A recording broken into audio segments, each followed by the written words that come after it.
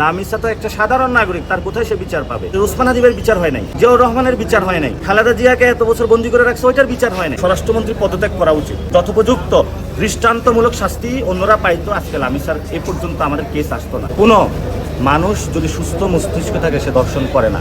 সমাজে অসুস্থ সমাজ আমাদের হয়ে গিয়েছে, বিকৃত মস্তিষ্ক, এবং যেভাবে হলো তার লাশটা হলো তারা সাইজ করলো, এটা কোনো সুস্থ মস্তিষ্ক মানুষ এটা করতে পারে না।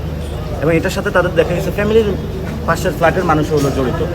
এটা হলো আমাদের নৈতিকতার শিক্ষা থেকে শুরু করে যদি এটা আমরা ডেভেলপ করতে পারি, শক্তিশালী বিচার হয়, তাহলে এটা হবে। যেমন দর্শনের যেই বিচারটা, এটা নিয়েও কনক্রিট পজিশনে সরকার এখন আসে না। আমরা প্রপোজাল করেছিলাম যে 90 দিনের মধ্যে এটা দ্রুত গতিতে বিচার প্রক্রিয়া নিয়ে যেতে হবে, সরকার কিন্তু এটা সেটা করে নাই।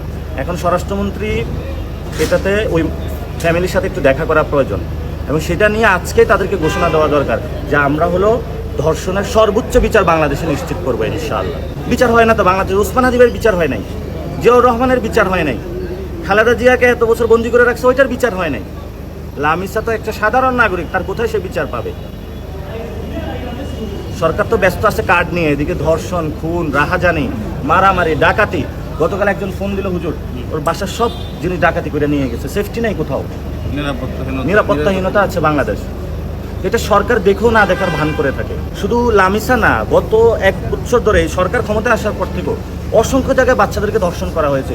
আমরা এটা নিয়ে প্রতিবাদ করেছিল, কথা বলে সরকারের হলো কানে যায়নি।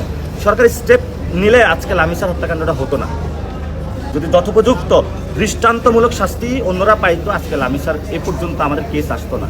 এটা সরকারের পুরোপুরি ব্যর্থতা। স্বরাষ্ট্রমন্ত্রী পদত্যাগ করা উচিত। সালাউদ্দিন সাহেব, মাননীয় স্বরাষ্ট্র যিনি মন্ত্রী আছেন, উনি রাষ্ট্রের নাগরিকদের নিরাপত্তা দিতে ব্যর্থ, সীমান্তে নিরাপত্তা দিতে